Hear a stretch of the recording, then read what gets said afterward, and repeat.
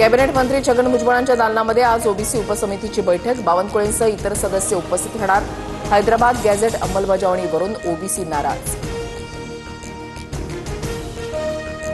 मुंबईमध्ये आज भाजपचा विजय संकल्प मेळावा। बीएमसी निवडणुकीपूर्वी भाजपचं शक्तीप्रदर्शन।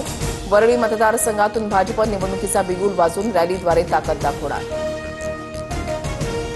बंजारा एकच भाषणादरम्यान धनंजय मुंडेंच्या वक्तव्यानं वाद। बंजारा समाजाची जोरदार घोषणाबाजी। मुंडेंनी शब्द मागे घ्यावा, आंदोलक आक्रमक। बंजारा समाजाला हैदराबाद गॅझेटनुसार एसटीतून आरक्षण मिळणार नाही, तोपर्यंत हा लढा थांबणार नाही। बीडमधील मोर्चातून धनंजय मुंडेंचा निर्धार। बीड आणि जालन्यामध्ये बंजारा समाजाचा मोठा मोर्चा। हैदराबाद गॅझेटच्या आधारावर एसटी प्रवर्गातून आरक्षण देण्याच्या मागणीसाठी बंजारा समाज रस्त्यावर। 7 आमदारांचा पाठिंबा। समाजाला न्याय मिळावा यासाठी प्रत्येक समाजाची मागणी येत असते। बंजारा समाजाच्या मागणीबाबत त्यांच्याशी चर्चा करू, मंत्री चंद्रशेखर बावनकुळेंचं आश्वासन। हैदराबाद गॅझेटमध्ये बंजारा समाजाच्या नोंदी असतील तर त्यांना एसटीतून आरक्षण द्यायला हवं। मनोज जरांगे यांचा बंजारा समाजाच्या मागणीला पाठिंबा।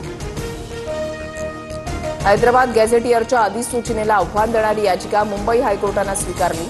जीआर बेकायदा असून सुनावणीपर्यंत कोणालाही कुणबी प्रमाणपत्र न देण्याची याचिकेमध्ये मागणी। 25 तारखेला पुढील सुनावणी। मराठवाडा मुक्तीदिनानिमित्त उद्या फडणवीस बीड दौऱ्यावर। अजित पवार आजपासून बीडमध्ये मुक्कामी। बीड ते अहिल्यानगर मार्गावर रेल्वे सुसाट धावणार। अजित पवारांचं ट्विट। अजितदादांच्या राष्ट्रवादीच्या नागपूरमध्ये 19 सप्टेंबरला चिंतन शिबिर। 550 पदाधिकारी सहभागी होणार। आगामी निवडणुका आणि इतर विषयांवर बैठकीमध्ये चिंतन होणार। शिंदेंवर चुकीच्या पद्धतीनं टीका करणाऱ्यांना त्याच पद्धतीनं उत्तर द्या। नाव न घेता नरेश म्हस्केंचा गणेश नाईकांना इशारा।